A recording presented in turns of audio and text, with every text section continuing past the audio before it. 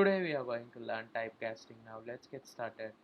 Here I am having a list of numbers which is in string. I want to convert it into an integer. On that case I can use a for loop and I can typecast each item. Then I can append to another list. This is a time consuming process. This we can simplify using a map int with list. Now let's see that example. I want to store in a result variable, so I'm going to use result. Then I want to map uh, each item of the list to an integer function, so I'm going to use int.